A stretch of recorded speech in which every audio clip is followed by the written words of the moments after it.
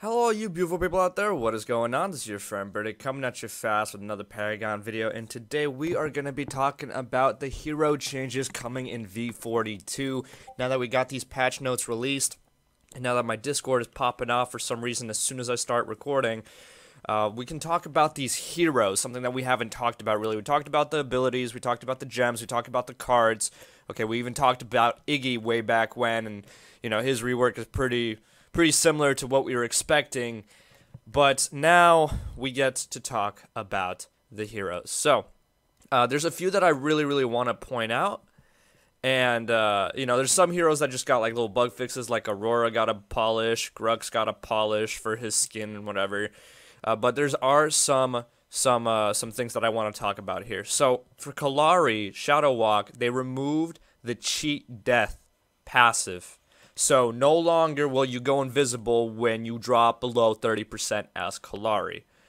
The cooldown timer for this ability on Shadow Walk now begins when she exits the shadow plane. That's a really big change and nerf in my opinion. So she passively will get a buff with v42 because of the lack of wards in comparison to now.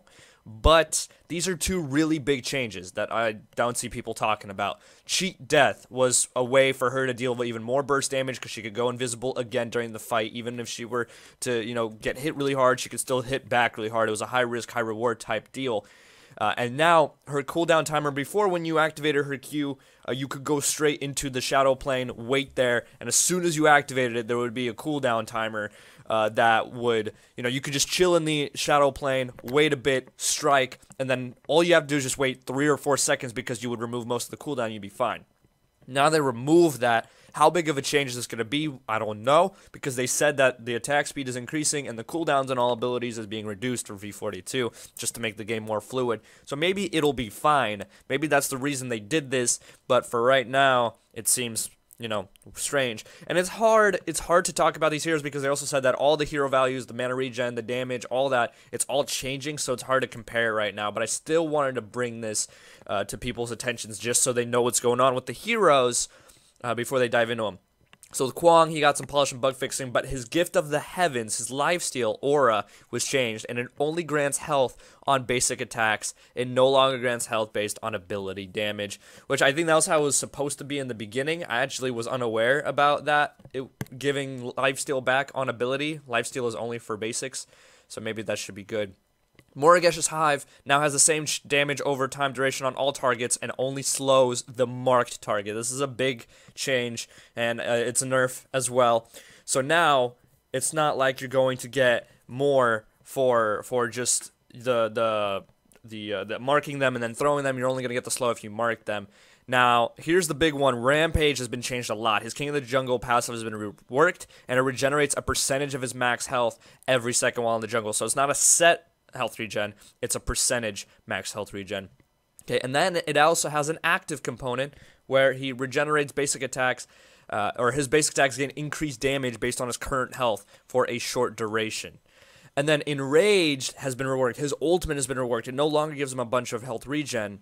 Okay, it does the boulder throw, it multiplies his King of the Jungle by 4, and his pounce distance is still increased, but that's the thing, is it changes his King of the Jungle, so how good is his health regen going to be? I don't know, but it seems like it's going to be a bit worse in comparison. Revenant's Hellfire rounds now deal percentage bonus basic damage instead of additional ability damage. So that was his passive ability that on the 4th shot, he gets a buff. It's going to do percent bonus basic damage now. So that's probably a bit better because you're going to be building a lot of bonus damage on him because he's Kari. Richter's Silence is now called Shocking Punch. Now triggers a punch when activated instead of amplifying Richter's next basic attack. So I'm assuming that removes the silence. At first I thought that was just his auto. That's how they changed his auto. But in fact, that is not the case. And I feel like it might be, instead of shock therapy, it's called Shocking Punch now. That's my guess. I think that's what it's called. Sereth Heresy, so her ultimate, the weakness debuff previously only applied to base damage, now it affects all damage. The bonus damage is now percentage bonus basic damage instead of additional ability damage. Sevarog, Phantom Rush now exits the Shadow Plane after using the Phantom Rush ability. That's good. Okay, that was really OP for him to be able to move like that while invisible. And then here's another really, really big one. Wukong's ultimate got nerfed hard. The clones deal 75% reduced damage to structures. So they are now only a quarter effective of what they used to be. So in V42, they will be a quarter effective of what they are right now. So those are the big hero changes, guys. Let me know what you guys think. I'll put a link to this entire blog in the description. We talked about most of the stuff in the past, which is why I didn't go over it again. But here you guys have it. That's the hero info. Hopefully you guys enjoyed. If it was helpful, if you did enjoy, drop a like, comment, subscribe, all that good stuff. As always, make sure y'all have a wonderful day.